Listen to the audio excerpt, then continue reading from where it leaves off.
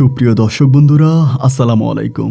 দেশ অথবা দেশের বাইরে থেকে প্রিয় বন্ধুরা, ঠিক এই মুহূর্তে যে যেখান থেকে বাস্তব জীবনের গল্প শোনার জন্য আমার সঙ্গে যুক্ত হয়েছেন, আমি আপন। আর যে আপন জীবনের গল্পের ১৬২৭তম পর্বে আপনাকে প্রতিদিনের মতো স্বাগতম জানাচ্ছি। দর্শক বন্ধুরা, আজ আমি আপনাকে শোনাবো বরিশালের ভাই ওমান প্রবাসী মোহাম্মদ আব্দুল আজিজের জীবনের কলিজা কাঁপানো এক করুণ বাস্তব জীবন কাহিনী। বন্ধুরা, আজকের গল্পের টাইটেল হারিয়ে যাওয়া স্ত্রীর সাথে ১৬ বছর পর কবরস্থানে দেখা হতভাগা এক প্রবাসী স্বামী। বন্ধুরা, এই গল্পটা বরিশালের প্রত্যন্ত এলাকার উচ্চ মধ্যবিত্ত পরিবারের সন্তান ওমান প্রবাসীর হৃদয় ছিঁড়ে যাওয়ার মতো এক পারিবারিক বাস্তব জীবনের গল্প। আমি আশা করব শুরু থেকে শেষ পর্যন্ত আজকের এই গল্পটা আপনারা প্রত্যেকে আমার মুখে শুনবেন এবং গল্প শেষে ঠিক আপনার মতো করে একটা মন্তব্য কমেন্ট বক্সে লিখবেন। ধন্যবাদ সবাইকে। সুপ্রিয় দর্শক বন্ধুরা, আসসালামু আলাইকুম। আমার নাম মোহাম্মদ আব্দুল আজিজ। আমার বাড়ি বরিশাল বিভাগে। বন্ধুগণ, আমি আমার জীবনের গল্পটা শুরু করার শুরুতে আপনাদেরকে আমার পরিবারের সম্বন্ধে জানিয়ে রাখি। আমার পরিবারে আমি আছি, আমার বাবা আছে, রয়েছে আমার 2টা মা সহ 3টা ভাই, বড় আর একটা বোন। আমরা টোটাল 4 ভাই 1 বোন। আমাদের পরিবারটা বরিশাল শহর থেকে অনেক দূরের সবুজ শ্যামলে গড়া কোনো এক অজপাড়া গাঁয়ের এক উচ্চবিত্ত পরিবার। আমার বাবা আমাদের এই অত্র এলাকার মোড়ল সহ আমার বাবা রয়েছে আমাদের এলাকাতে প্রচুর পরিমাণের সয় সম্পত্তি। এক কথায় বলতে গেলে আমার বাবা আমাদের এই অত্র এলাকার সবচেয়ে ধনী একজন লোক।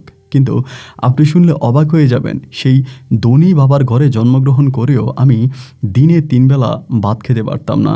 সকালে সূর্যমামা উদয় হওয়ার সঙ্গে সঙ্গে দেখতাম আমার মা অন্যের বাড়িতে কাজের উদ্দেশ্যে চলে যেতেন। সকাল থেকে রাত অবধি আমার মা মানুষের বাড়িতে কাজ করতেন। বাবার এমন সন্তান হওয়ার পরেও আমি কখনোই আমার বাবাকে বাবা বলে ডাকতে পারিনি। ছোটোবেলায় আমার মা যদিও আমার বাবার সামনে আমাকে নিয়ে যেত, আমার বাবা আমাকে দেখলেই ধমক দিত, মারতে আসতো এবং আমাদেরকে কুকুরের মতো ধুর ধুর করে ওই বাড়ি থেকে তাড়িয়ে দিতেন। মূল কথা হচ্ছে, আমার বাবা প্রথমত আমার বড় মাকে বিয়ে করে। তখন আমার 3টা ভাই সহ একটা বোন হয়। এরপরে আমার বাবা আমার আপন মাকে বিয়ে করে। আমার ওই মাকে বিয়ে করার পিছনে আমার বাবার একটা কারণ ছিল। বাবা একটা জায়গায় দরবার করতে গিয়েছিল। ওই মেলে যাওয়ার পরে কোনো একটা কারণে আমার মাকে আমার বাবা বিয়ে করতে বাধ্য হয় এবং বিয়ে করার পরে আমার বাবা আমার মাকে শর্ত দিয়েছিল যে তুই কখনো সন্তান নিতে পারবি না। বিয়ের আগে আমার মাকে আমার বাবা শর্ত দিয়েছিল যে আমি তোকে বিয়ে করব, ঠিক আছে, কিন্তু তুই কখনো সন্তান নিতে পারবি না। বাবার ওই শর্ত মেনে আমার মা তখন আমার বাবার কাছে বিয়ে বসে। কিন্তু ওই হতদরিদ্র গরিব মায়ের তখন মা হওয়ার মনে স্বপ্ন জাগে, সন্তান তাকে জড়িয়ে ধরবে, মা বলে ডাকবে, এমন মায়া ভালোবাসা তার মনে যখন কাজ করে, তখন বাবাকে বিয়ে করার যে কথা তিনি দিয়েছিলেন সেই কথা তিনি ভুলে যায় এবং ভুলে গিয়ে তার পেটে আমাকে ধারণ করে। আমি যখনই আমার মায়ের পেটে আসি তখনই আমার বাবা আমার মাকে ওই বাড়ি থেকে বের করে দেয়। শুধু বের করেই দেয় না, আমার মাকে আমার বাবা তালাক দিয়ে দেয়। যেহেতু আমি পেটে ছিলাম সেজন্য আমার বাবা আমার মাকে টুকিটাকি খরচ দিত এবং আমি যখন দুনিয়াতে চলে আসি, আমি দুনিয়াতে আসার পরে আমার বাবা আর কোনোভাবে আমার কিংবা আমার মায়ের ছায়াও দেখতে পেতেন না। কিন্তু আমার এই হতদরিদ্র গরিব মা বাবার এই নির্যাতন অত্যাচার সহ্য করেও আমাকে বুকে আগলে রেখে মানুষের বাড়িতে কাজকাম করে দুমুঠো ভাত আমার মুখে তুলে দিতেন।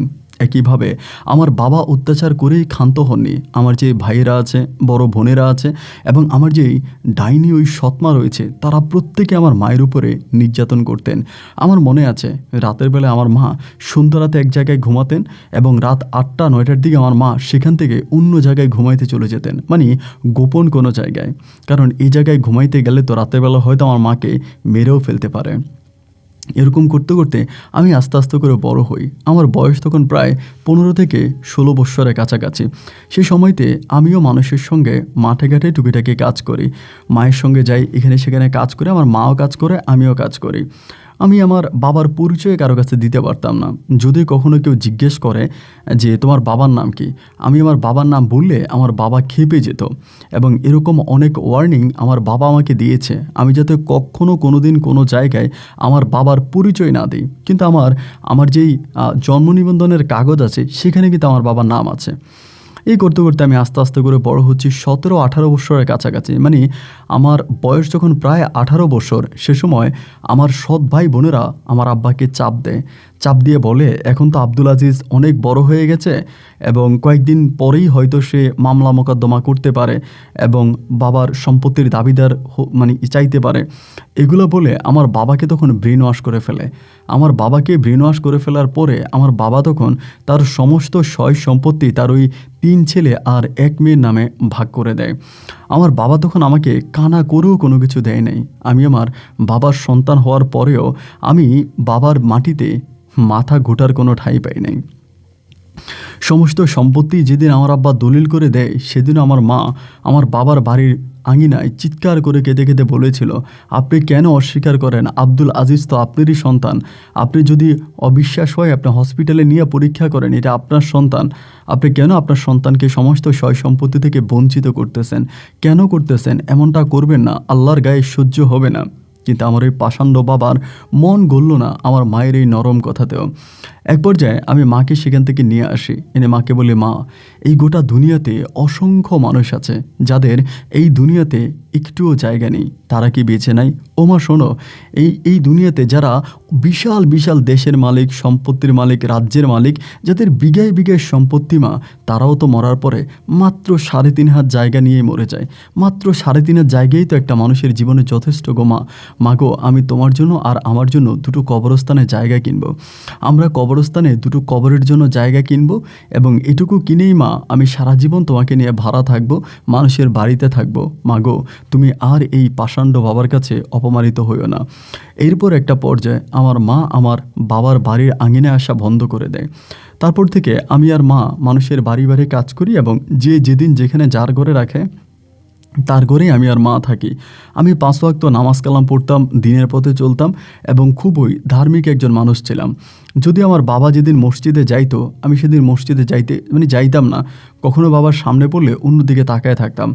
তো এই করতে করতে আমাদেরকে সম্পত্তি না দিয়ে প্রায় সম্পত্তি যখন 1 বছর হয়ে গেছে, মানে সমস্ত ভাই বোনদের মাঝে বন্টন করে দিয়েছে, আমার মাকে মানে আমার সৎমাকেও দিয়েছে। তারপরে হঠাৎ করে আমার আব্বার জীবনে দুর্দশা নেমে আসছে। সম্পত্তি লিখে দেওয়ার পরে আমার যে ভাই বোনেরা আছে তারা আর আমার বাবাকে খাওয়ায় না, আমার বাবার ভরণ পোষণ দেয় না। এবং আমার বাবার এত সম্পত্তি থাকার পরেও তিনি তখন মানে হোটেলে গিয়ে ভাত খাইতেন, এই বাড়িতে ওই বাড়িতে চেয়ে তারপরে খাবার খাইতেন। তার যে সন্তানেরা আছে, তার যে ওয়াইফ আছে, তারা তখন তারে আর খাবার দিতেন না।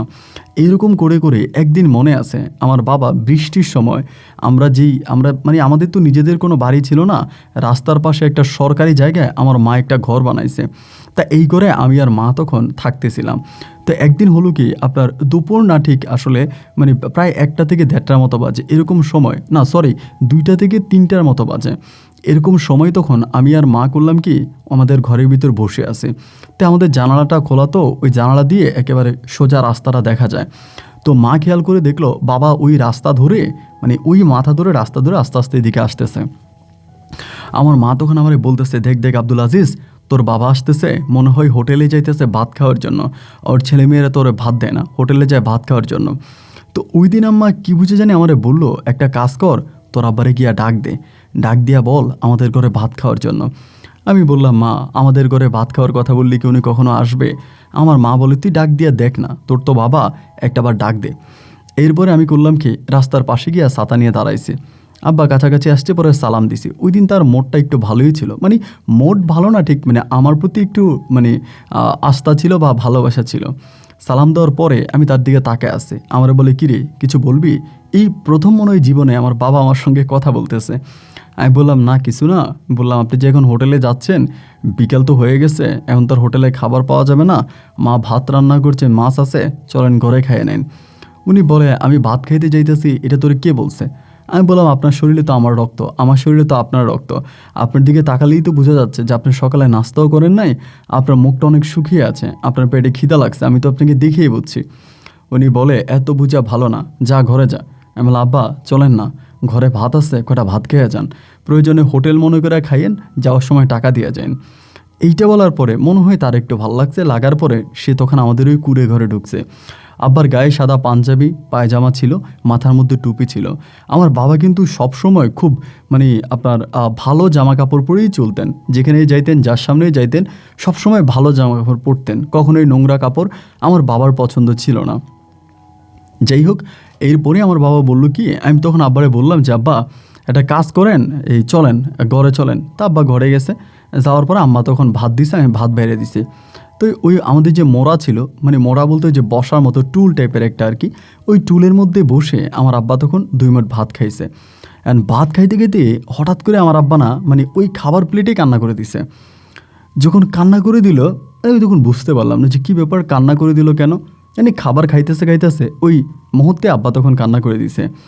তা আব্বা কান্না করে দেওয়ার পরে আমার তখন মনটা একটু খারাপ হয়ে গেল যে কী ব্যাপার, কান্না করে দিল কেন। আমি তখন বললাম যে আব্বা আপনি কান্না কেন করতেছেন, তা কী হয়েছে আমাকে বলেন, কান্না করতেছেন কেন। তা বলতেছে, না এমনিই কান্না করতেছি, আমার ভাল লাগতেছে না, মনটা কেমন জানি খারাপ লাগতেছে। আমি তখন বললাম, আব্বা আপনি আমার কাছে কথা কেন লুকাচ্ছেন, আপনার চোখের দিকে তাকালে, আপনার মুখের দিকে তাকালে বোঝা যাচ্ছে যে আপনার ভিতরে অনেক কষ্ট জমে আছে। তো একটু ভাত খেয়ে বাবা তখন উঠে চলে আসছে, মানে বাড়িতে চলে গেছে। বাড়িতে চলে যাওয়ার পরেই এরপর থেকে আমার আব্বাকে আর দেখি না, মানে তিনি আর রাস্তাঘাটে আসে না, তারে আর দেখা যায় না। মানে সর্বশেষ আমাদের ঘরেই কয়টা ভাত খেয়ে গেছে, এরপরে আর বাবাকে দেখতে পাই না। পরে আমি মাঝে মাঝে খুঁজি, তা আমি তো আর বাড়িতে ঢুকতে পারি না, আমি আর আমার মা তো বাড়িতে ঢুকা নিষেধ। তো মাঝে মাঝে রাস্তার ধারে এখানে সেখানে বিভিন্ন জায়গায় খোঁজাখুঁজি করি যে কোথাও ওনাকে পাওয়া যায় কিনা। এইভাবে খুঁজতে খুঁজতে খুঁজতে খুঁজতে হঠাৎ করে খবর পাইলাম আমার বাবা নাকি অসুস্থ, এবং শুধু অসুস্থ না, মারাত্মক অসুস্থ। এই খবর পাওয়ার পরে আমি তখন কী করবো ঠিক বুঝতে পারতেছিলাম না। বিশ্বাস করেন ভাই, আমার সয় সম্পত্তির প্রতি কোনো লোভ ছিল না। আমার বাবা আমাকে সম্পত্তি দিলে দিবে, না দিলে নাই, বা আমাকে তো দেয়ই নাই, সব তো ভাইদের নামে লিখে দিছে। এরপরে আর কি, তারপরে তো আমি বাবা বলে ডাকি।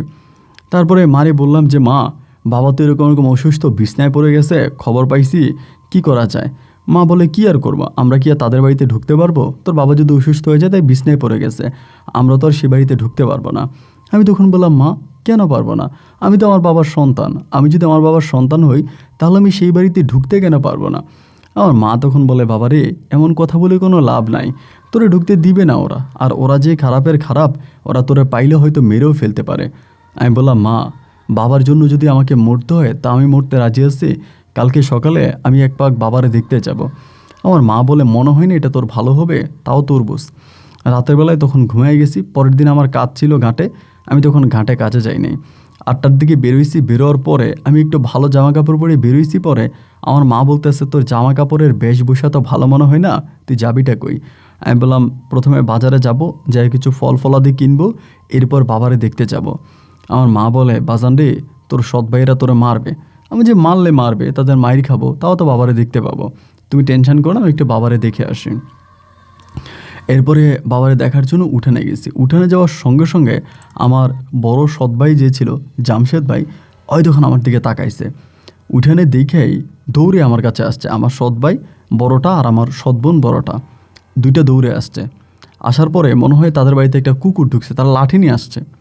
আমি তখন আপনার এই বাড়ির ভিতরে মাত্র ঢুকলাম, আপনার কী জানি বলে উঠানের কোণার মধ্যে দাঁড়ায় আছে। মনে হয় কি তারা কুকুর দেখছে, এমন একটা অবস্থা, লাঠি নিয়ে দৌড়ে আসছে। তো আমি তো, আমার হাতে কিছু ফল ছিল, আপেল কমলা, ওগুলো নিয়ে তখন দাঁড়ায় আছে। আইসে আমার সৎ ভাই আমারে বলতেছে, কিরে তুই এখানে কেন আসছিস। পরে আমি বললাম যে মানুষের কাছে শুনতেছি বাবা নাকি অসুস্থ, তাই একটু বাবারে দেখতে আসছি। বলো, তোর বাবা কে? আমি বললাম, ঘরে যে লোক শুয়ে আছে সেই তো আমার বাবা। বলে জন্ম নিবন্ধনে আর আইডি কার্ডে বাবার নাম বসাই দিলে বাবা হয়ে যায়। ওই বেটা, তুই তো জারদ সন্তান, তোর তো কোনো বাবার ঠিক নেই, তুই তো আমাদের উঠানে আসলি, তুই তো আমাদের উঠানটা অপবিত্র করে দিলি। আর তোর চেহারা যে আমরা দেখছি, আমাদের তো এখন সোনার উপর পানি দিয়ে গোসল করতে হবে, এমন করে বলতেছে। আমি বললাম যে ভাই, আপনি এগুলো কী কথা বলেন, আমার চেহারা দেখলে আপনাদেরকে সোনার উপর পানি দিয়ে গোসল করতে হবে, এটা কী কথা বলতেন। পরে আমারে বলতেছে, তোর সাথে কথা বাড়াইতে চাই না, যদি ভালো চাস তা এই জায়গা থেকে চলে যা।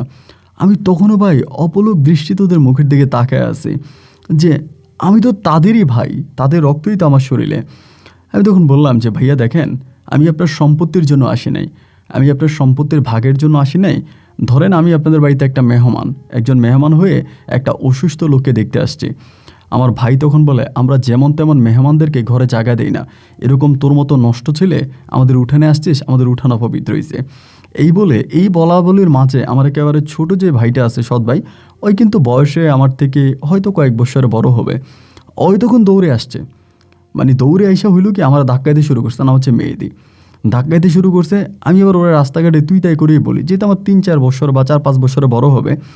তাই আমি ওরা বলি, তুই আমার ধাক্কাইতেছিস কেন? এই বলো, তোর এত বড় সাহস, আমাদের বাড়িতে ঢুকলি কেন? একেবারে ধাক্কাইয়া ধরেন গেট পর্যন্ত নিয়ে আসছে। গেটে দাঁড়াইছিলাম, গেটে দাঁড়াইয়া বললাম, ভাই রে, আমার সঙ্গে এরকমটা করিস না, আমি একটু বাবার চেহারাটা দেখেই চলে যাব, আমি বাবার চেহারাটা দেখেই চলে যাব, আমার একটু বাবার চেহারাটা দেখতে দে। বলে, না, তুই বাড়িতে ঢুকতেই পারবি না। সেদিন মনের ভিতরে একটা রাগ জমে গেল যে আমি আমার বাবারে না দেখা এই বাড়ির সামনে থেকে যাবই না।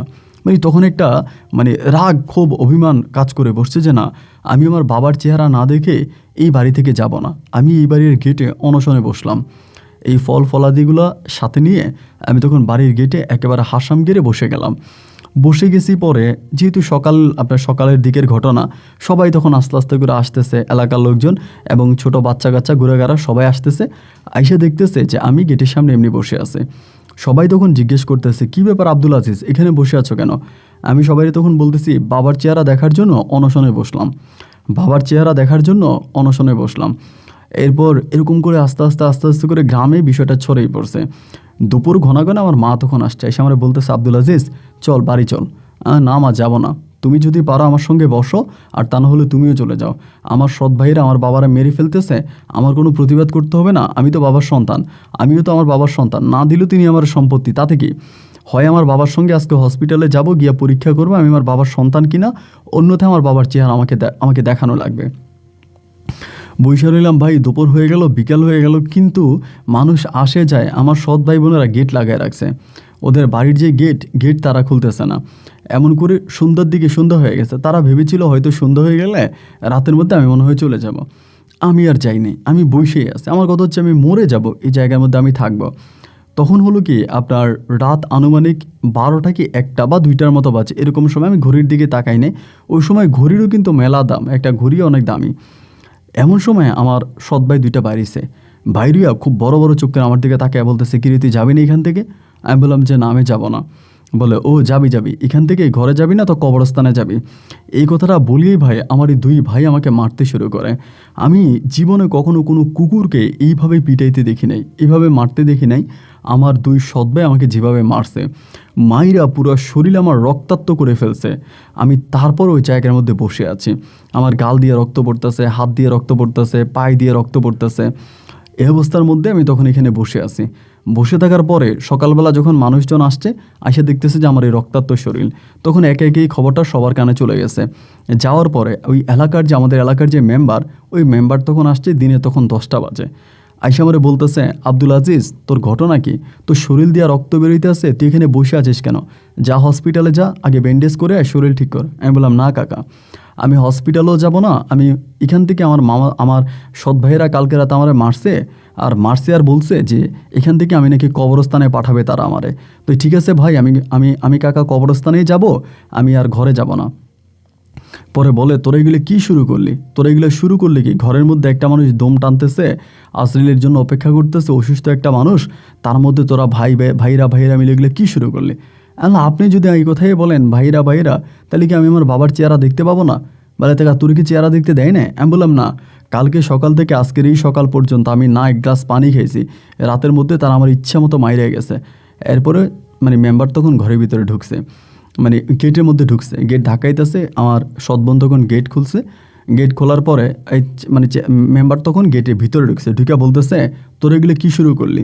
তোদের জন্য কি আশেপাশে আমরা মুখ দেখাইতে পারবো না? আশেপাশে 10 গ্রামে কি মুখ দেখাইতে পারবো না? আমার সৎবোন তখন বলতেছে, কি আমরা কি করছি? বলে, তা ওর বাবারে দেখতে আসছে, তা ওর বাবারে দেখলে ওর সমস্যাটা কি? ওই তো ওর বাবারে নিয়ে যাবে না, এক নজর দেখতেই তো আসছে, তা এক নজর দেখেও চলে যাবে, তোরা এমন শুরু করলি কেন? রাতের বেলায় ছেলেটারে মারলি, এখন পর্যন্ত ওইখানে বসে আছে, ও ফলাদি নিয়ে আসছে, ফলগুলোও পচে গেছে, এরকমটা কেন শুরু করলি? সে তার বাবার একটু দেখে চলে যাবে, এতে তোদের সমস্যাটা কোথায় বল? আমার সৎবোন তখন একই কথা বলতেছে, না, ওই আমার বাবারে দেখতে পাবে না, ও আমার বাবার চেহারা ওর জন্য হারাম, আমার বাবার চেহারা ওকে দেখতে দিব না। এই কথা বলার পরে চেয়ারম্যান তখন বলতেছে, মেম্বার তখন বলতেছে, দেখ ভালোই ভালোই বলতেছি, ওর বাবার চেহারাটা দেখতে দে, কেঁচু খুঁড়তে গিয়ে সাপ বের করিস না, কেঁচু খুঁড়তে গিয়ে সাপ বের করিস না, ওই তোদের কাছে সম্পত্তির জন্য আসে নাই, আর বাবারও একটু দেখতে আসছে, দে ওর বাবারে দেখতে দে। একথা বলার পরে যখনই সম্পত্তির কথা উঠছে, আমার সৎমা তখন ঘর থেকে মনে দৌড়ে আসছে, আয়সা বলতেছে, আমার বড় বোনের নাম হচ্ছে নীলুফা, এই নীলুফা নীলুফা গেট খুলে দে, গেট খুলে দে, শিয়াল কুকুর দেখা যাক, গেট খুলে দে। এই কথা বলে আমার সৎমা তখন গেট খুলে দিছে। মেম্বার তখন বলে যে, যারে আজিজ তোর বাবারে দেখায়। আমি তখন ফলগুলো নিয়ে বাবার রুমের মধ্যে গেলাম।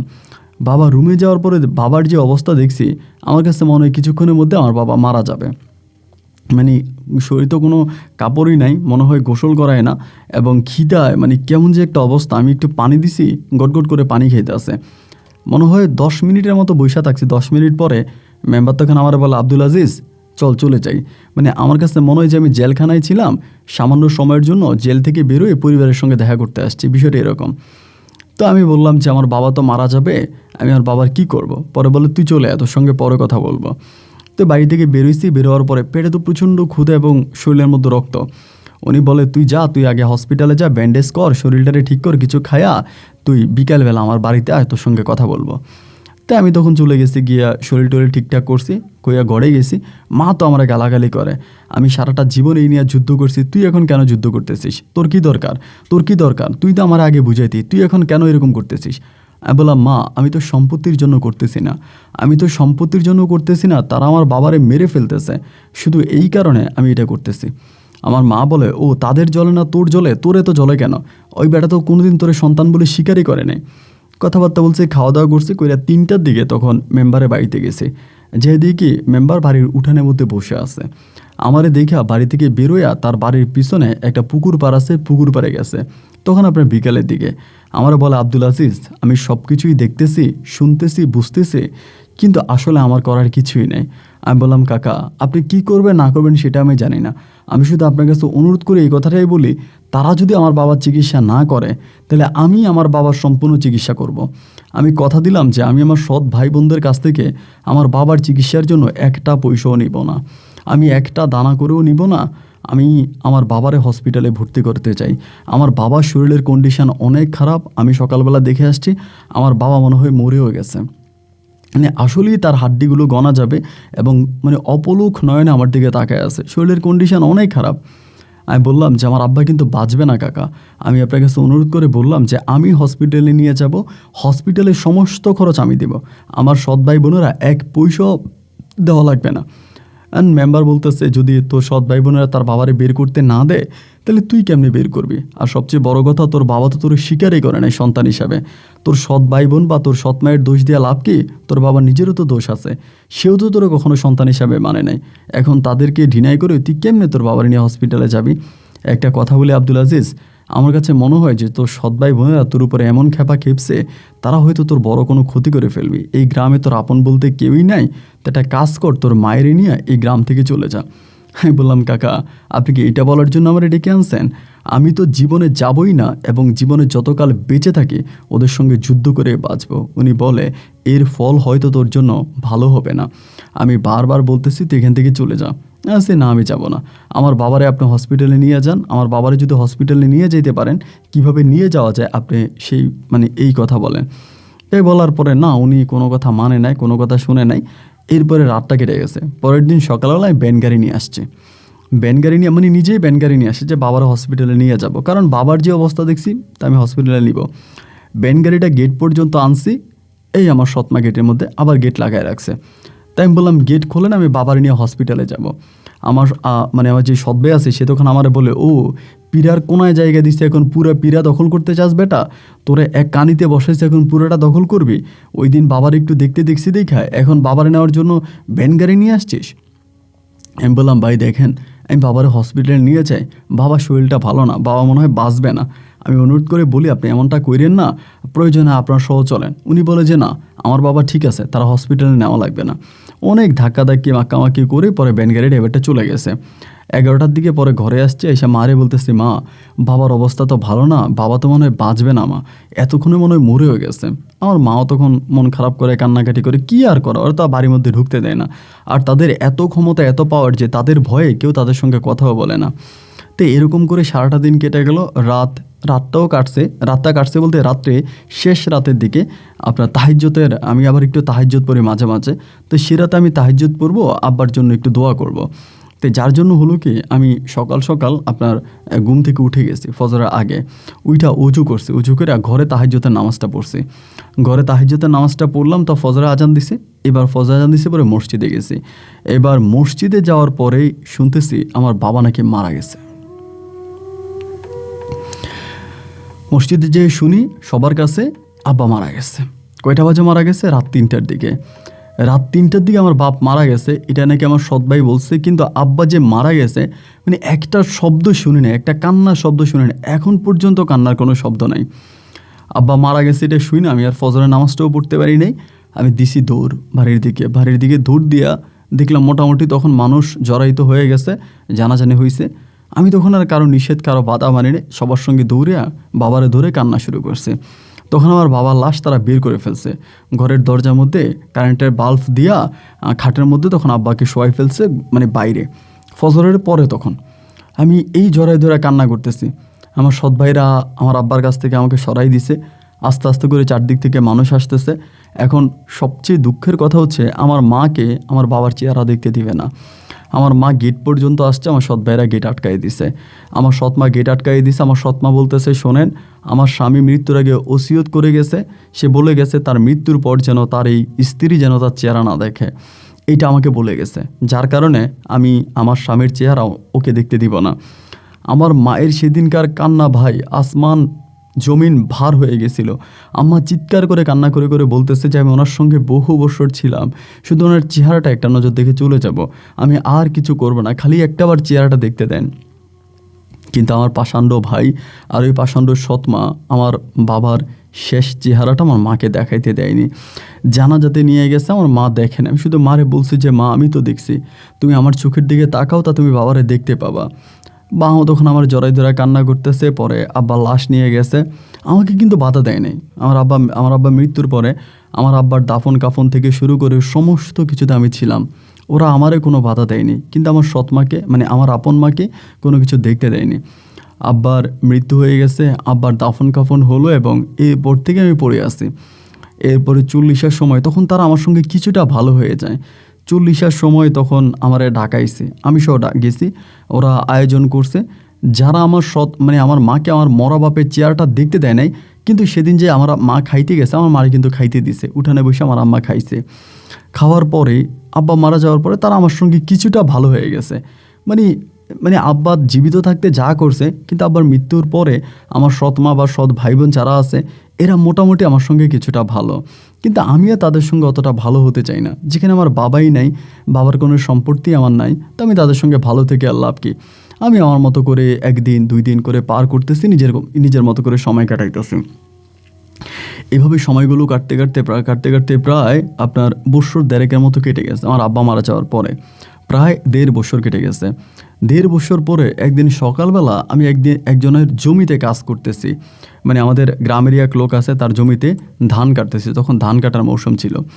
ধান কাটতেছি পরে আমার ওই মানে আমাদের বাড়িতে আর কি, মানে আমার বাবার বাড়ির একটা মহিলা, ওই মহিলা তখন আমার কাছে আসছে। মহিলার নাম হচ্ছে আক্কাসের মা। আক্কাসের মা এসে আমারে বলতেছে, আব্দুল আজিজ, তোমার সৎমা বলছে আজকে তাদের ঘরে দুপুরে খাবার খাওয়ার জন্য এবং তোমারে যাইতে বলছে। তো যাইতে বলছে, দুপুরে খাইতে বলছে। আমি তখন বিষয়টা বুঝতে পারলাম না। ওই সময় কিন্তু আমার মা বাড়িতে নাই, মা আমাদের পাশের বাড়ির এক মহিলার সঙ্গে ওই মহিলার মেয়ের বাড়িতে গেছিলো। দুপুরে কিন্তু এমনিও আমার মানে খাবার দাবার একটা ভালো সুযোগ নেই। আর আমি যেখানে কাজ করি ওখানে চুক্তিতে আমি কাজ করি, আমি কিন্তু বদলা দিই না। ধরেন জমি চুক্তিতে নেই, চুক্তিতেই কাজ করি। দুপুরে আমি হোটেলেই খাইতাম। তাই যখন আমারে বলছে, আমি তখন বুঝতে পারলাম না যে হঠাৎ করে আমার সৎমা এতটা ভালো কেমনে হয়ে গেল যে তার ঘরে আমার দাওয়াত দিছে। মনে মনে ভাবি না জানি আজকে বিষ টিস খাওয়াইয়া মেরেই ফেলে। যাই হোক, কাজ টাজ করছি। দুপুরের দিকে হাত মুখ ধুইয়া আমি তখন মানে বাড়িতে গেছি, উঠানে গেছি। উঠানে যাওয়ার পরে আমার সৎমা আমাকে দেখে বলতেছে, আব্দুল আজিজ, আয় আয় ঘরে আয়। তাই ঘরে গেছি, ঘরে যাওয়ার পরে আমি হাত মুখ ধুয়ে আসছি। পরে আমি বললাম যে আপনারা কি আমার ডাকছেন? বলো হ, আজকে তোর সঙ্গে একসঙ্গে ভাত খাবো। তাই আমি আমি সত্যি কথা বলতে ভাই বিশ্বাস করেন, ভাত খাইতে কিন্তু ভয় পাইতেছিলাম। মানে ভাত মুখে দিয়ে চাবাইতেছি, গিলতেছি না, যে ভাতের মধ্যে কি জানি কি দিয়ে দিছে আল্লাহ না জানে। তারপরেও বিসমিল্লা বলে খাইয়ে ফেলছে। আমি শুনেছিলাম যে বিসমিল্লা বলে বিষও যদি থাকে মনের অজান্তে, যে আমি জানি না ওইটার মধ্যে বিষ আছে, ওইটাও যদি বিসমিল্লা বলে খাই আল্লাহ শেফা করলে হয়তো বেঁচেও যেতে পারি। এই জন্য আমি তখন বিসমিল্লা বলে ভাতের লোকমাটা দিয়া আমি গিললাম, দেখলাম যে না, খাইলাম। খাওয়ার পরে আমি বললাম যে আমি তো চলে যাই, আপনি কিছু বলবেন? উনি বলে তোর মা কই? আমি যে মা তো বাড়িতে নাই, মা অমুকের মেয়ের বাড়িতে গেছে। তা বলে আজকে আসবে? আমি বললাম না, আজকে আসবে না, কালকে সকালবেলা আসবে বলছে। পরে আমারে বলে আব্দুল আজিজ, তুই কি এখন আবার কাজে যাবি? আমি বললাম হ্যাঁ, কাজে যাব। বলে কাজটা শেষ করে মাগরিবের পরে হাত মুখ ধুইয়া তুই আমার বাড়িতে একটু আসিস তো, তোর সঙ্গে আমার একটু কথা আছে। তাই আমি বললাম যে আমার তো চুক্তি কাজ, এটা তো এমন না যে আমি না গেলে কোনো সমস্যা হবে, আমি তো বদলা দিতেছি না, কাজটা তো চুক্তির কাজ। তা আপনি কি বলবেন এখনই বলে ফেলেন, আবার বিকেলবেলা আসবো কেন? বলে না না না, এখন বলবো না, তুই বিকেলে আসিস, মা তোর সঙ্গে কথা বলবো। তাই ঠিক আছে, আমি আবারও চলে গেছি মাঠে গিয়ে কাজ করতেছি। কিন্তু মনের ভিতরে ভাই বারবার খটকা খটকা খটকা করতেছি যে আমারে কি বলবে। হঠাৎ করে তার চোখে মুখে এমন মায়া, এমন প্রেম, এমন ভালোবাসা, এবং আমাকে বলতেছে কি জানি কি বলবে। তখন আমি ঠিক বুঝতে পারতেছিলাম না যে উনি আসলে কি বলবে বা ঘটনা কি। তারপর কোনো কিছু বোঝার আগে আমি ঠিক আছে তার প্রস্তাব মেনে নিলাম। আমি মাগরিবের নামাজটা পড়ছি, মাগরিবের নামাজটা পড়ে দোকানে 1 কাপ চা খাইলাম। চা খাইয়া আমি রওনা দিলাম বাড়ির দিকে, মানে ওনার বাড়িতে রওনা দিছি সন্ধ্যার দিকে, তখন আপনার মাগরিবের পরে বাড়িতে গিয়েছি। বাড়িতে যাওয়ার পরে দেখলাম মোটামুটি সবাই, তখন আমার সৎ বোনের বিয়ে হয়ে গেছে, সৎ ভাইগুলো আছে, সবাই মোটামুটি বেশ ভালো। আমার 3টা সৎ ভাইয়ের মাঝে 2টার বিয়ে হয়ে গেছে, এবং মেহেদি বলে একটা সৎ ভাই আছে, ও সবার ছোট, ও এখনো বিয়ে করেনি। তারপরে যাওয়ার পরে আমার সৎমা তখন বলে যে আইসিস তুই? আমি বললাম হ আইসি। বলে চল তোর সঙ্গে একটু কথা আছে। এটা বলে আমাদের ওই বাড়ির কোনার মধ্যে একটা জাম গাছ আছে, একটা ভূতি জাম গাছ আছে, জাম গাছের নিচে আমাকে নিয়ে গেছে। কিন্তু জাম গাছের নিচে যাওয়ার পর দেখি আগ থেকেই 2টা চেয়ার এখানে বসানো, মানে 2টা চেয়ার পেতে রাখছে। তো মনে হয় যেন এর আগেও কেউ এখানে বসেছিল। পরে বসছি, বসার পর আমার সৎমা আমারে বলে আব্দুল আজিজ, তুই কি মায়ের কথায় রাগ করছিস? আমাদের উপরে কি তোর কোনো রাগ আছে? আমি বললাম না, আপনার উপরে আমার কোনো রাগ নাই, কিন্তু আমি আপনাদের এখনকার কাহিনীটা বুঝতেছি না যে আপনি আসলে আমার সাথে এরকমটা কেন করতেছেন। মানে আমি তো উনি বলে না, আমি বেশ কয়েকদিন ধরে একটা খারাপ স্বপ্ন দেখতেছি, এবং তোরে কিভাবে বলবো, স্বপ্নটা তো আমার কাছে ভালো লাগতেছে না, তাই এই জন্য আমি তোরে ডাকাইছি। বাবা দেখ, তুই তো হিসাব করলে তোর বাবার সন্তান, কারণ তোর চেহারা তোর বাবার মতো, আমার সন্তানদের সঙ্গে তোর চেহারার মিল আছে। আমি স্বীকার করি যে তুই তোর বাবার সন্তান। তো আমি যে তোদেরকে সম্পদ থেকে বঞ্চিত করছি, এইটা আমার ভিতরে অনেকটা কষ্ট কাজ করতেছে, অনেকটা খারাপ লাগতেছে। তুই যে জায়গাটা বসে আছিস এই জাম গাছের নিচে, আমি তোরা ঘর বিটা করার জন্য একটু জমি দিব। ভাই ভাই ভাই বিশ্বাস করেন, তখন আমি দুনিয়াতে নেই। কী কয় এগুলো, এই মহিলা কি পাগল হয়ে গেল নাকি? মানে আমার তো মাথা খারাপ হয়ে গেছে মনে হয়। আমি বললাম যে আপনি এটা কী বলেন? আপনি ডেকে এনে আমাকে সম্পদ দিতেছেন, তার কারণটা কি মা? আমি তখন মায়ে বলে ফেলছি। পরে বলে যে না রে বাজান, কোনো কারণ নাই, তুই তো আমার একটা সন্তান, তুই তো আমার একটা সন্তান বাবা। যা হবার তা হয়েছে, সব কিছু বাদ দে, আমি এই জায়গার মধ্যে তোর একটা ঘর বানাই দিব। এখন তুই কি বানাইবি বা তুই কি এখানে থাকবি? আমি তখনও বুঝতে পারলাম যে আচ্ছা ঠিক আছে, আপনি যদি জমি দেন তাহলে আমি ঘর বানায় থাকবো, তাতে তো কোনো সমস্যা নাই। আর ঠিক আছে, তাহলে তুই কালকে আসিস, আইসা জাম গাছটা কাইটে নিয়ে বিক্রি করে আর তুই টাকা নিয়ে যাইস, আর এখানে তুই ভিটা বানাইস। ভাই আমি কিছু বুঝতে পারলাম না। এরপর আমি যথারীতি এখান থেকে চলে আসছি। আসার পরেই আমি তো এসে বসে আছি, মা তো আর ওই রাতে আসে নাই। পরের দিন মা আসার পরে মারে বললেন যে মা এই ঘটনা। আমি কিন্তু আর জাম গাছ কাটতে যাই নাই। আম্মা তো শুনে আসমান থেকে পড়ছে, তুই আমার মিথ্যা মা বিশ্বাস করে না যে এটা সত্য। আমি বললাম মা দেখো, এক বিন্দুও মিথ্যা বলতেছি না, আমি যা বলতেছি একেবারে চন্দ্র সূর্যের মতো সত্য বলতেছি। উনি আমাকে ডাইকে নিছে কালকে রাতে, ডাইকে নিয়ে বলতেছে এমন এমন ঘটনা, এটা উনি আমার বলছে। আমার মা তখন আমারে বলে বাবারে, তোর কথা শুনে তো আমার মাথা খারাপ হয়ে গেছে, আমি তো বিশ্বাস করতে পারতেছি না যে উনি এরকম একটা কাজ তোর সঙ্গে করবে। আমার তো এটা বিশ্বাস হয় না। আমি বললাম মা বিশ্বাস না হওয়ার কী আছে, নিজেই তো আমাকে ডেকে নিয়ে বলছে। আমার মা বলে আমার কাছে মনে হয় এখানে কোনো না কোনো একটা কিন্তু আছে। আচ্ছা একটা কাজ করতো, তুই যা আগে জাম গাছটা কাট, কারণ জাম গাছটাও তো ভালো টাকায় বিক্রি করতে পারবে, অনেক মোটা একটা জাম গাছ, দেখ জাম গাছটা কাটলে কোনো কিছু বলে কিনা।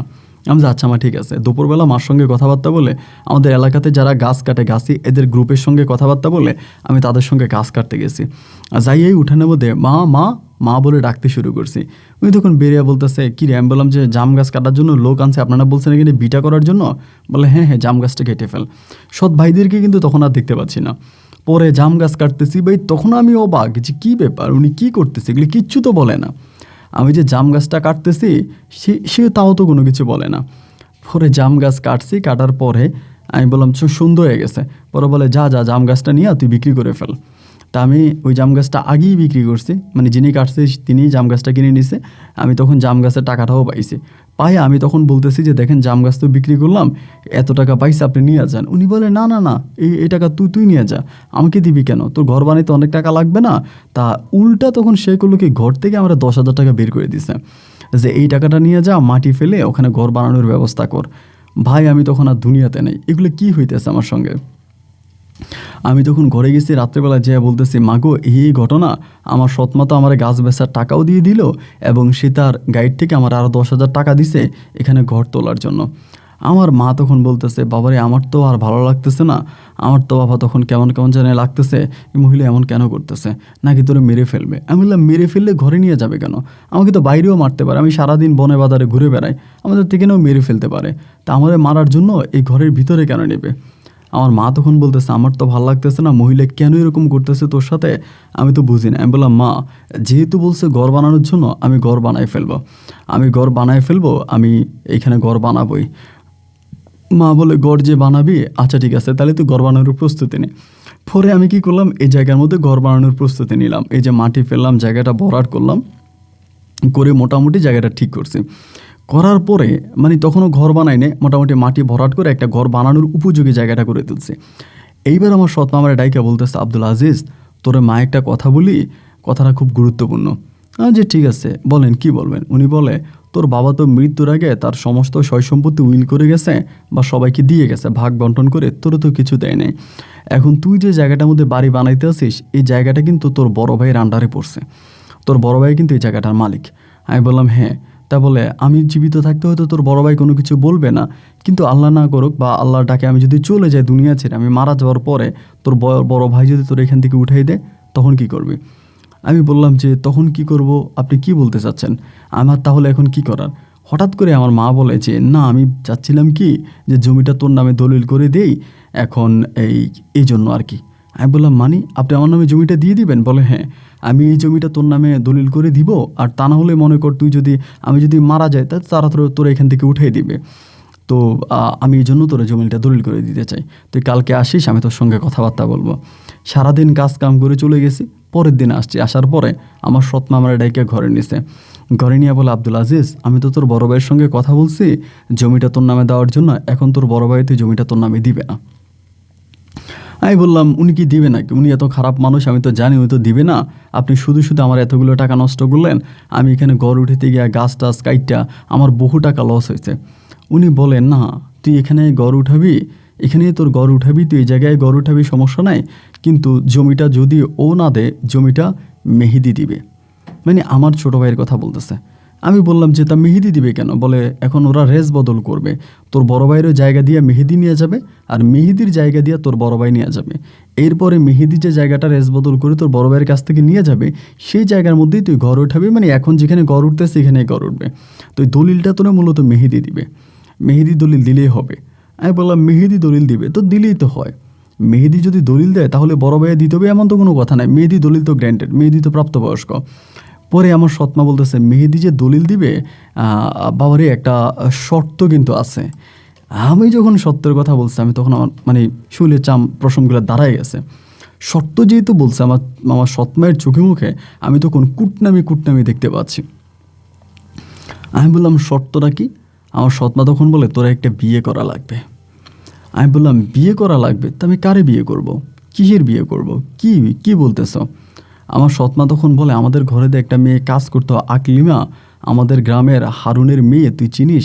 আমি বললাম হ্যাঁ আকলিমার তুই চিনি, ওর একটা বিয়ে হয়েছে এবং ওর একটা ছেলেও হয়েছে, কিন্তু ডিভোর্স হয়ে যাওয়ার পরে ওর স্বামী ছেলেটারে রেখে দিছে, ওরে বিদায় করে দিছে। তাও মানুষের বাড়িটারিতে কাজ টাজ করে আমার এই সৎমায়ের বাড়িতেও দীর্ঘদিন কাজ করছে। তাই আমি বলে চিনি তো, আকলিমা মাঝে মাঝে আমার আম্মার সঙ্গে বিভিন্ন জায়গায় কাজ করে কাজে যায়, রাস্তাঘাটে দেখা হয়। তা কী হয়েছে। আমার সৎমা বলে তোরে আকলিমারে বিয়ে করা লাগবে, তুই যদি আকলিমারে বিয়ে করিস তাহলে মেহেদি তার এই জায়গাটা তোর নামে লিখে দিবে। আমি তখন বললাম আমি আকলিমারে বিয়ে কেন করব, আর আকলিমারে বিয়ে করলে কেনই বা আমার সৎ ভাই আমার নামে জমিটা লিখে দিবে, আমি তো এই হিসাবটা মিলে দিতে পারতেছি না। তুমি আমার একটু বলে দাও তো হিসাবটা কি। আমার মা বলে, বাবারে হিসাবটা বেশ জটিল না, এটা মানে সহজ হিসাব। তা সহজ হিসাব বলতে কি আমি তোরে বুঝিয়ে বলি, তুই যদি কারো কাছে না বলিস। আমি যে ঠিক আছে মা, আমি কারো কাছে বলবো না, তুমি বলো। আমার মা বলে, দেখ আকলিমার সাথে তোর ছোটো ভাইয়ের একটা প্রেম হয়েছিল মেহেদির সাথে। আমি বললাম হ্যাঁ। তা প্রেম হওয়ার পরে ইচ্ছাই হোক বা অনিচ্ছাই হোক মেহেদি আর আকলিমা তারা মিলামেশা করে ফেলে। মিলামেশার ফলে আকলিমার গর্ভের সন্তান আসছে। এখন আকলিমা চাপ দিতেছে মেহেদিরে আকলিমারে বিয়ে করার জন্য। আকলিমা বলতেছে যে মানে মেহেদি বলতেছে মেহেদি এখন আর আকলিমারে বিয়ে করবে না। দেখ তোর বাবা এলাকার সম্মানিত একজন মানুষ, একজন মোড়ল ছিলেন, এলাকার দরবার করতেন, কারবার করতেন, সমস্ত লোকদের সঙ্গে উঠা বসা। এখন তোর বাবার এই সম্মান তো ধুয়ে মুছে যাচ্ছে। আকলিমা বলতেছে যে মেহেদি যদি তারে বিয়ে না করে তাহলে সে তার পেটের সন্তান নিয়ে থানায় যাবে, গ্রামের লোকজনকে জানাবে, মামলা মোকদ্দমা করবে।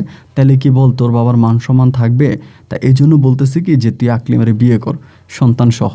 আমি বললাম তা সন্তান দিল মেহেদি, আকলিমার সাথে মেহেদির প্রেম, তা আকলিমা আমারে কেন বিয়ে করবে?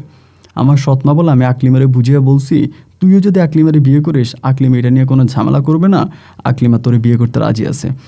বাপ রে বাপ রে বাপ! আমি তখন বুঝলাম যে আমার সৎমা মূলত আমারে কেন ডাইকা এনে ভাত খাওয়াইতেছে, কেন 10,000 টাকা দিতেছে, কেন জমি ভরাট করাইতেছে, এগুলা বলতেছে।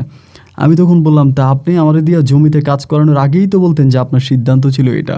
উনি বলেন, না রে বাবা, সিদ্ধান্ত এটা ছিল না, এখন যেহেতু তোর বড় ভাই জমি দেয় না এই জন্য তো ছোটো ভাইয়ের কাছে গেলাম। আচ্ছা ঠিক আছে, তুই যদি না করিস তাইলে নাই, আমার কোনো আপত্তি নেই। আচ্ছা ঠিক আছে, যা যা। মুখটা কালো করে ফেলে, কালো করে বলতেছে যে তুই চলে যা। মানে হানা আর কোনো কিছু বলে না, ঘরকে উঠাবো না উঠাবো না এই নিয়ে কোনো কথা নেই। তাই আমি বলছি আচ্ছা ঠিক আছে। আমি এখান থেকে উঠে তখন চলে গেছি বাড়িতে। বাড়িতে যাওয়ার পর আমার মনটা তখন খুব খারাপ। আমার মা তখন আমারে বলতেছে যে আব্দুল আজিজ কী হয়েছে তোর? আমি বললাম, মা যেটা হয়েছে এটা তোমারে কেমনে বলবো ঠিক বুঝতেছি না। মা আমারে বলে, তা আমারে না বললে তুই কারে বলবি? আমাকেই তো বলবি। ঠিক আছে বল কী হয়েছে বল। আমি বললাম, মা এই ঘটনা। আম্মা শুনে বলতেছে, দেখ রে বাবা, ঘটনাটা আমিও কিছুটা শুনছিলাম। আকলিমা কিন্তু আমারও কিছুটা জানাইছে, আর আকলিমা কিন্তু আত্মহত্যা করে মারা যাবে। মেয়েটা কিন্তু বিষ খাবে। মেয়েটার তো এই দুনিয়াতে মানে কেউ থেকেও নাই। মেয়েটা তো একরকম ইতিম, অসহায়। আমি যেরকম জনম দুঃখী কপাল পরা, মেয়েটাও তো এরকম জনম দুঃখী কপাল পরা। তো বাবারে সম্পদ দিবি কি দিবে না, বাড়ি দিবি কি দিবে না, ওইটা থাকার দরকার নাই। তবে আমার কাছে মনে হয় যদি তুই কোনোভাবে পারিস আকলিমা মেয়েটারে বাঁচা। মেয়েটা কিন্তু আত্মহত্যা করে মারা যাবে, মেয়েটার পেটে কিন্তু সন্তান আছে। আমি তখন মায়ের দিকে তাকিয়ে বললাম, তুমি এরকম ঘুরিয়ে পেঁচিয়ে না করে তুমি আমাকে ক্লিয়ার করে বলো তো, মানে একেবারে ক্লিয়ার করে বলো যে তুমি আসলে কি বলতে চাও, তোমার মনের বাসনাটা কি। আমার মা বলতেছে যে আমার মনের বাসনা এটাই যে তুই আকলিমারে বিয়ে কর। মেয়েটার যেহেতু এরকম একটা বিপদে পড়ছে, তার যেহেতু দুনিয়াতে কেউ নেই, যেহেতু অসহায় মেয়েটার হাতটা তুই ধর বাবা, তুই মেয়েটারে বিয়ে কর। আমি তখন মায়ের বললাম, ও আচ্ছা তাহলে এই ছিল তোমার মনে, তুমি আমার আকলিমারে বিয়ে করাইবা না, এটাই তো কথা। আর মা বলে যে মেয়েটা তো মারা যাবে, আর আকলিমারে আমার অনেক ভালো লাগে, তুই এটা কর। তো মা যখন এটা বলছে আমি বললাম যে ঠিক আছে, যদি আকলিমার আবার বিয়ে করাই লাগে তাহলে দলিলটা করে নিই, জমিটা নিয়ে নিই, কারণ জমিটা তো আমি পাবো। আর আমার বাপার ভিটায় আমার একটা মানে ঘর উঠবে, এটা তো আমার জন্য অনেক ভালো। আমার আম্মা বলে তাহলে জমি নিয়ে নে। পরের দিন সৎমায়েরা এসে বললাম, চাচা ঠিক আছে আপনি যেটা বলছেন এইটা আমি করব, আমি রাজি আছি, কিন্তু আমার আগে দলিল দিতে হবে। আমার সৎমা বলে অবশ্যই দলিল দিবে, ওই আগে দলিল দিবে পরে তুই বিয়ে করবে। যে আলহামদুলিল্লাহ, তাহলে ঠিক আছে।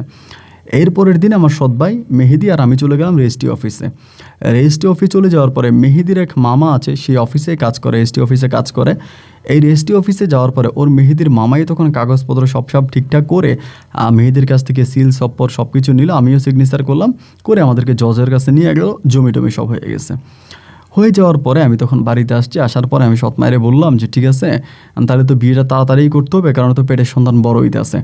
আমার সৎমা বলে তাহলে যত তাড়াতাড়ি হয় কর, বিয়ের খরচ আমি দিব। আমি মিথ্যা বলবো না, আমার সৎমা অনেক টাকা দেয় এবং তার খরচেই তখন আমি আকলিমাকে বিয়ে করি। আকলিমাকে বিয়ে করার পরে প্রথমত আমাদের যে ছোট্ট ঘরটা ছিল ওই ঘরের মধ্যে উঠাই, এবং তারপরে আমার সৎমা আমাকে যেখানে জায়গা দিছে ওই জায়গার মধ্যে আমি তখন ঘর উঠে সামনের দিকে টিন দিয়ে বেড়া দিয়ে দিই, যাতে আমার সৎ ভাই বোনদেরকে দেখা না যায়। টিন দিয়ে বেড়া দিয়ে আমি আর আকলিমা তখন এই জায়গার মধ্যে থাকতেছি। আকলিমার পেটের সন্তানটা তখন বড় হইতেছে। আমি তো আলহামদুলিল্লাহ খুশি। যাই হোক যেটাই হোক, হয়তো আমি বিয়ে করছি তাহলে সন্তানের বাবা তো আমিই হব। যেই সন্তান দেখ এতে তো সমস্যা নেই। এরকম করে সময়টা কাটতে কাটতে একটা রাত 2টার দিকে তখন ব্যথা ওঠে। রাত 2টার দিকে ব্যথা ওঠার পরে আমাদের গ্রামেরই এক মহিলা আছে আয়া, ওই আয়ারে তখন ডাক দিয়ে আনলে পরে আয়া তখন থাকে। রাত 4:30টার দিকে আপনার আমার বউ আকলিমার ঘরে থেকে একটা মৃত কন্যা সন্তান বেরিয়ে আসে, মানে আকলিমের পেট থেকে একটা মৃত কন্যা সন্তান বেরিয়ে আসে। মেয়েটা পেট থেকে মরা হওয়ার পরে আকলিমার কন্ডিশনও ভালো ছিল না, ও বেশ অসুস্থ হয়ে যায়। যাই হোক, তারপরে আমি আকলিমার অপারেশনের ব্যবস্থা করি। মানে আকলিমার ওই সন্তানটাকে দাফনের ব্যবস্থা করি। পরে ফজরের নামাজের পরেই আমরা তখন বাচ্চাকে দাফন করি। দাফন করার পরে তাকলিম আমার সঙ্গে থাকতেছে। এই বাচ্চাটা মারা যাওয়ার পরেই আস্তে আস্তে করে সৎমা ঝামেলা শুরু করছে কি, প্রথমে বলতেছে যে বাড়ির মধ্যে বাউন্ডারি দেওয়ার দরকার কি, টিনগুলো উঠাই ফেল। আমি বললাম যে টিন দিয়ে রাখছি যাতে আপনাদেরকে আমাদের দেখতে না হয়, বা একটু টিন দিয়ে দেওয়া ভালো। উনি বলে না, এগুলো লাগবে না, সরা। এই কথা বলে প্রথমে বাড়ি উঠান থেকে টিনটা উঠিয়ে দিল। টিনটা উঠে দেওয়ার পরে আমি যে জায়গাটা আমার নামে দলিল করছে, আমি ওই জায়গাটার মধ্যে মাঝে মাঝে একটু খুঁটি দিতাম, এটা দিতাম, ওইটা দিতাম। আমার সৎমা বলতেছে এই খুঁটিমুটি দেওয়ার দরকার কি, এগুলো উঠাই ফেলে, এত সীমানা লাগবে না। তো কী রে ভাই, উনি এরকম করতেছে কেন ভাই, আমি তো তখনও বুঝতে পারি নাই। খুঁটিমুটিগুলো উঠাই দিল এবং উঠে দেওয়ার পরে এই শুরু করছে ঝগড়া। এই শুরু হলো তার আসল চেহারা। এই আমার মায়েরা গালাগালি করে, তুলাতুলি করে, মানে কী যে একটা অবস্থা আমি আপনাকে বলে বুঝাতে পারবো না। আমাদের ঘর ভেঙে ফেলে, করে সেই করে, এরকম করতে করতে আমরা আর কোনোভাবে এখান থেকে সরতেছি না। আমি আকলিমা, আমার মা সরি না। আমাদের অত্যাচার অবিচার যাই করে আমি এখানে বসে আছি। একসময় হঠাৎ করে আমার সৎমা এসে বলতেছে, তুই এখান থেকে ঘর ভেঙে ফেল, তোরে আমরা এখানে রাখবো না, আমি যেটা ভেবেছিলাম এখানে রাখবো, আমি তোর এই জায়গায় রাখবো না, তুই ঘর ভেঙে ফেল। উনি এসে বলতেছে।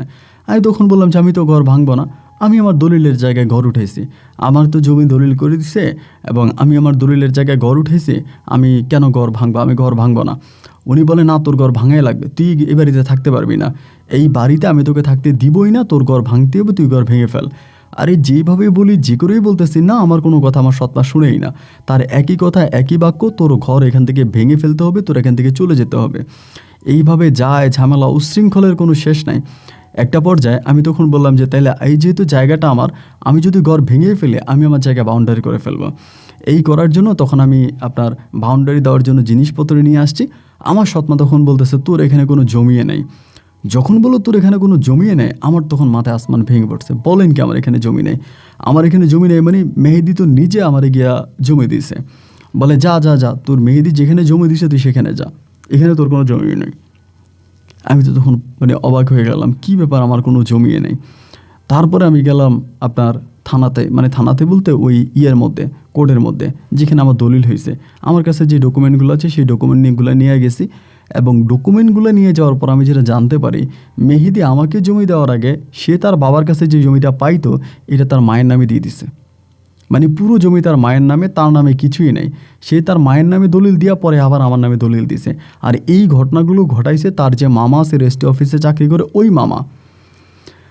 আমি তখন দেখলাম যে আসলে জমির দলিলটাই ভুয়া, আসলে এখানে আমার কোনো জমিয়ে নেই। তো এখানে ঘরদুয়ার ভাঙাভাঙি শুরু করছে। তা আমার মা তখন আমার বলতেছে, বাবারে আমাদের এই যায় ঝামেলার দরকার নাই, তুই তো মন থেকে বলতে গেলে তুই তো আর আকলিমারে জমির জন্য বিয়ে করিস নাই, জমি তো তোর মূল লক্ষ্য ছিল না, এবং আকলিমারি বিয়ে করছিস তো তুই মানবতা দেখাইছিস, তাই যেহেতু তোর বাচ্চাটা মারা গেছে তাইলে আর এই নিয়ে যা ঝামেলার দরকার নাই, তুই ওদেরকে সব কিছু ছাইরা তুই চল আমরা এখান থেকে চলে যাই। আমি বললাম মা, ওরা তো আমাদের সঙ্গে পদে পদে চিটিং করতেছে, পদে পদে বেইমানি করতেছে মা। আমার মা বলে এদের রক্তেই বেইমান। আচ্ছা ঠিক আছে, এখান থেকে চলে যা। ঘর বাড়ি উঠাইলাম, টাকা পয়সা খরচ করলাম ভাই, অনেক টাকা টুকা নষ্ট করার পরে এখান থেকে তখন আমি আবারও চলে গেছি। এখান থেকে চলে গিয়ে আবারও যে মানুষের বাড়িতে ঘরে থাকতেছি, চলতেছি, ফিরতেছি, এরকম করতে করতে তখন আমাদের এলাকাতে একটা লটারি, এটা প্রতি বছরই হয়, প্রতি বছর বলতে প্রতি 2-1 বছর পরপরই হয়। ওখানে রঙিন টেলিভিশন দেয়, সাদা কালো টেলিভিশন দেয় এবং খুব বড় টেলিভিশন দেয়। তো সেই সময়ের ভিতরে তখন আকলিমা করে কি 10 টাকা দিয়ে একটা লটারি কেনে। 10 টাকা দিয়ে একটা লটারি কেনার পরে আল্লাহর কি হুকুম আর কি, ওই লটারির প্রথম পুরস্কারে ওই টিভিটা আকলিমা তখন পাওয়া যায়। টিভিটা যখন আকলিমা পায়, আয় হায় হায় হায়, হয়তো টিভি পাইছে, সবাই মহা খুশি, সবাই আনন্দিত যে আকলিমা টিভি পাইছে। এবং টিভি পাইলাম, লটারিতে পাইয়া টিভি নিয়ে ঘরে আসছি। আসার পরে আকলিমা তখন বলতেছে যে টিভিটা যে নিয়ে আসছেন, টিভিটা যে আমরা চালাবো, আমাদের ঘরে তো কারেন্টও নেই। ওই সময় কিন্তু আমাদের ঘরে কারেন্ট ছিল না। তা আমি বললাম যে কী করবো, বলি টিভিটা আপনি বিক্রি করে দেন। আমি বললাম, তুমি এটা একটা কথা বললা, এত শখের একটা জিনিস লটারিতে তুমি পাইছো, আমি বিক্রি করে দিব?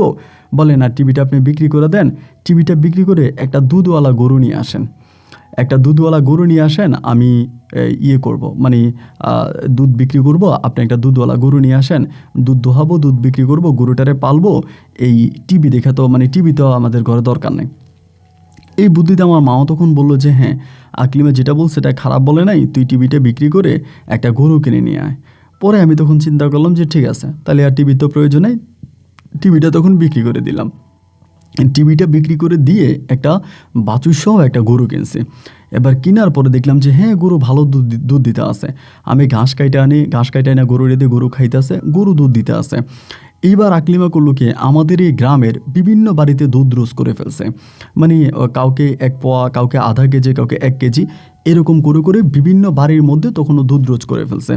এবারও দুধ দিতে আছে, এই বাড়িতে ওই বাড়িতে বিভিন্ন বাড়িতে দুধ দিতে আছে এবং মানুষ দুধ নিচ্ছে। তো আমাদের তখন মোটামুটি পরিবারটা এই গরুটা কেনার পরও অনেকটা স্বচ্ছ হয়ে যায়, অনেকটা সচ্ছল হয়ে যায়। এরকম করতে করতে আমাদের গ্রামেরই এক মহিলারে এই দুধ দিত, মানে মহিলার জামাই আবার বিদেশে থাকে, মানে ওমানে থাকে। এই মহিলারে দুধ দিত, ওই ভাবিরে দুধ দিত, দিতে দিতে ভাবির সঙ্গে আকলিমার একটা মোটামুটি ভালো সম্পর্ক হয়ে যায়। সম্পর্কের সূত্র ধরে ভাবিরে দিয়া তখন ওই জামাইয়ের সঙ্গে কথা বলায় আমারে বিদেশ পাঠানোর জন্য। আমি কিন্তু জানি না, ভাবি তখন তার জামাইরে বইলা কেমনে কেমনে রাজি করানোর পরে আমার বউ আকলিমা তখন আমারে বলে যে এমন এমন ঘটনা, আমি তো ভাবির সঙ্গে কথাবার্তা বললে এমনি এমনি তোমার বিদেশ পাঠানোর ব্যবস্থা করছি। আমগো গরুটা বিক্রি করে ফেলবো, আর যা কিছু টাকা লাগে ওই উনি দিবে, তুমি উমানে গিয়া তারপরে ঋণ পরিশোধ করবা। আমি যে আকলিম, এটা তুমি কি বলতেছো, এটা কোনো দরকার ছিল? ও না, এটা তুমি করো, আমাদের একটা ভবিষ্যৎ আছে, আজকে না আমাদের বাচ্চা কাচ্চা হয় না, পরে বাচ্চা কাচ্চা হবে, আমাদের নিজেরও একটু জায়গা নেই, আমরা কোথায় থাকবো, সরকারি জায়গায়, মানুষের জায়গায় কতদিন থাকবো, নিজেদের তো অন্তত একটু মাথা গোটা ঠাই লাগবে, আর তুমি এই কাজটা করো, তুমি তাইলে বিদেশ চলে যাও।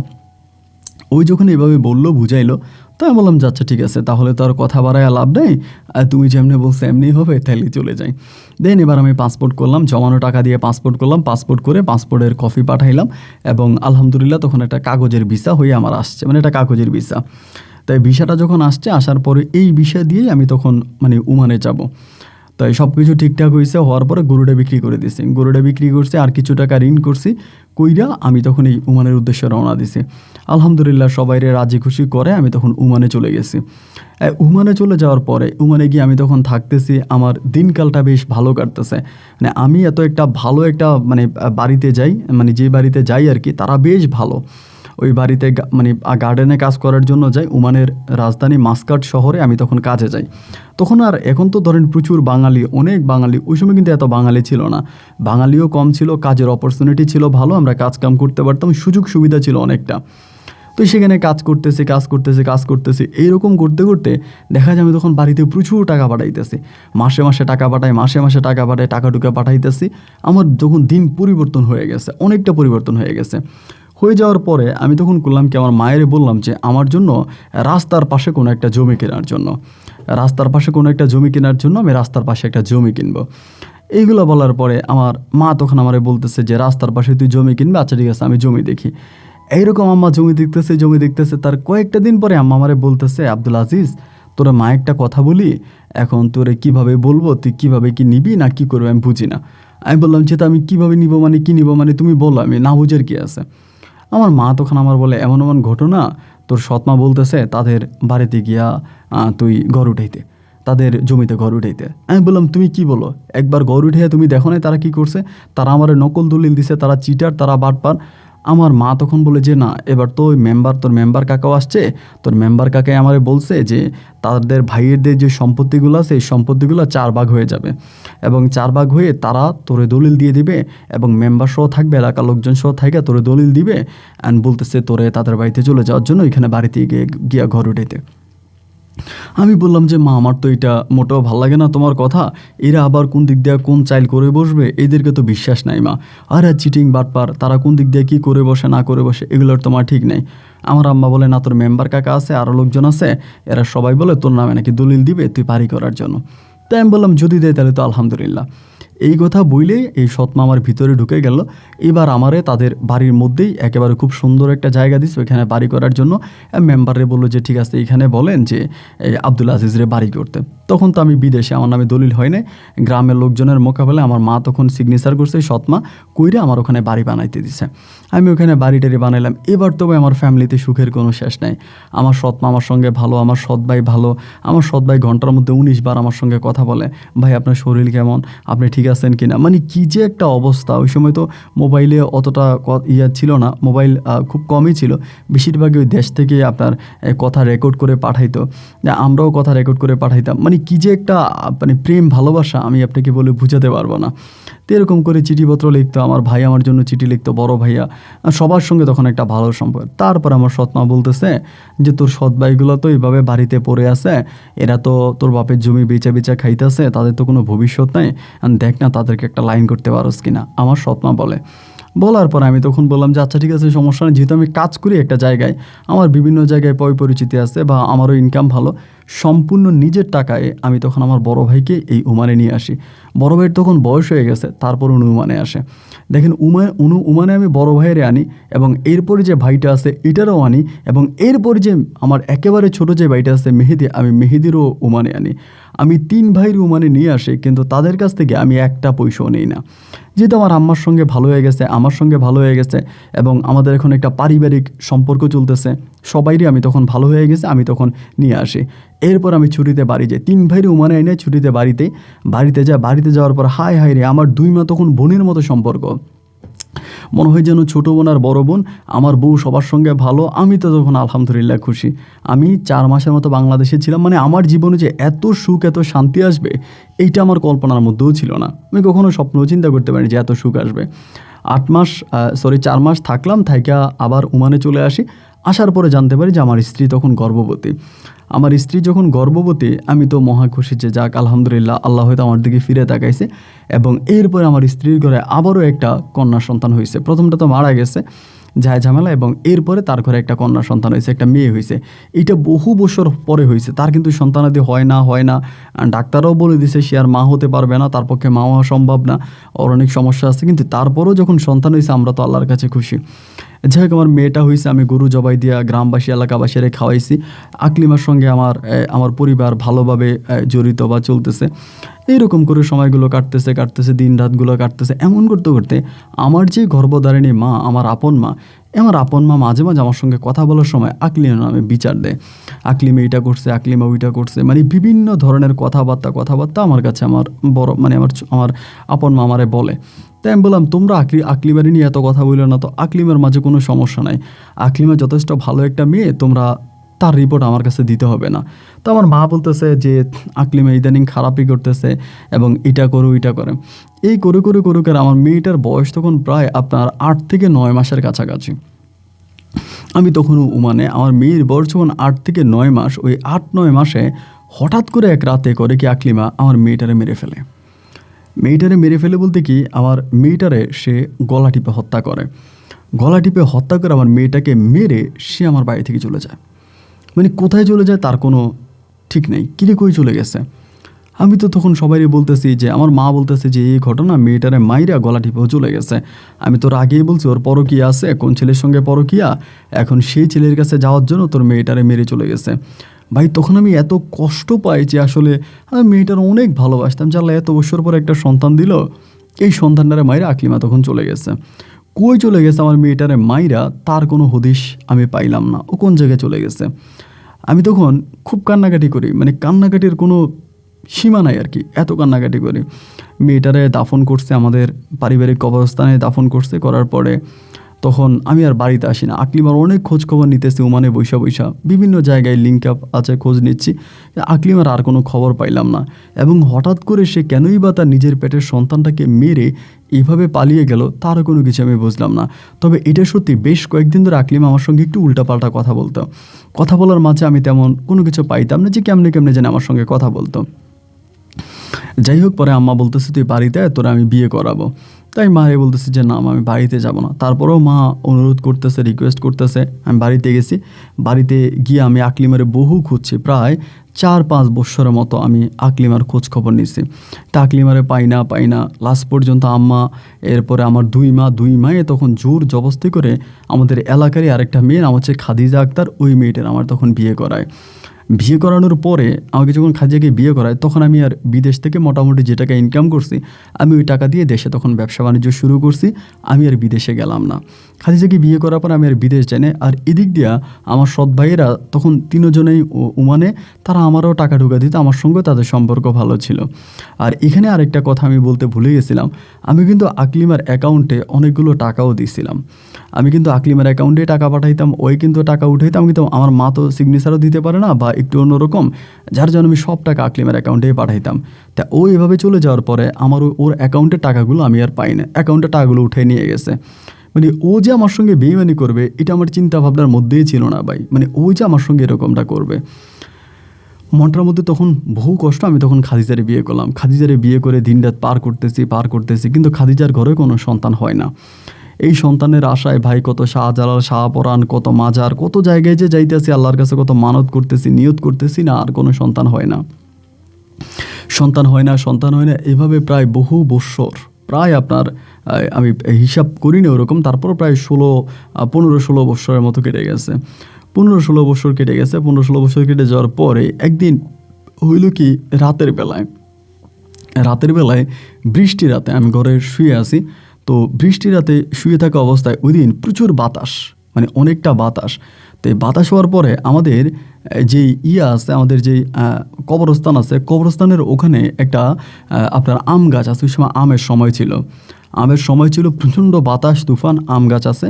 তাই আমার বউ তখন আমরা ডাক দিতেছে, মানে খাদিজা ডাক দিয়ে বলতেছে, একটা কাজ করেন না, এই যে বাতাস হইতেছে মনে হয় অনেকগুলো আম পড়ছে, আপনি গিয়া কয়টা আম নিয়ে আসেন, কারণ আপনি তো সকালবেলা লেট করে উঠবেন, মানুষ তো ভোরে ফজরের নামাজ পড়তে গেলে এরা তো আমগুলো কুড়িয়ে নিয়ে যাবে, আপনি একটা কাজ করেন, আপনি গিয়ে আমগুলোকে নিয়ে আসেন, তাহলেও ফজরের নামাজের আপনি তো ফজরের নামাজে আর উঠবেন না। আমাকে মধ্যরাতে আমার বউ খাদিজা এটা বলতেছে। বলার পরে আমি তখন বললাম, কথাটা তো খারাপও বলো নাই, তাহলে আমগুলো তো নিয়ে আসলে ভালোই হয়। এটা কিন্তু আমার বউ আকলিমা হারিয়ে যাওয়ার প্রায় 16 বৎসর পরের কথা আনুমানিক। তা আমি আমার বউ থেকে তখন একটা ব্যাগ নিলাম, একটা বড় ব্যাগ নিয়েছি। ব্যাগ নিয়ে আস্তে আস্তে কবরস্থানের দিকে রওনা দিছি।